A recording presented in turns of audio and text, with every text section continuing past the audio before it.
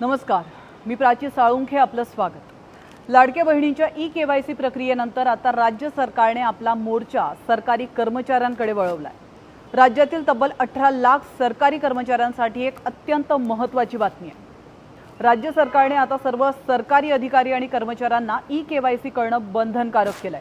वित्त विभागाने या संदर्भात नुकतंच एक परिपत्रक जारी केलंय। ज्या कर्मचाऱ्यांचे ई-केवायसी पूर्ण होणार नाही त्यांचा पुढील महिन्याचा पगार रोखला जाऊ शकतो। हो, तुम्ही अगदी बरोबर ऐकलात। पगार हवा असेल तर हे ई-केवायसी आता मस्ट आहे। पण सरकारने हा निर्णय का घेतलाय माहिती आहे? त्याचं मुख्य कारण आहे पारदर्शकता। कोणत्याही कर्मचाऱ्याला दुबार वेतन मिळू नये आणि पगार वितरणातील तांत्रिक त्रुटी दूर व्हाव्यात यासाठी हे पाऊल उचलण्यात आलं। यामुळे बनावट खात्यांना आळा बसेल आणि सरकारी तिजोरीवरील नाहक भार कमी होईल। त्यामुळे तुम्ही सरकारी कर्मचारी असाल किंवा तुमच्या कुटुंबात कोणी सरकारी कर्मचारी असेल तर ही प्रक्रिया वेळेत पूर्ण करण्याची आठवण करून द्या।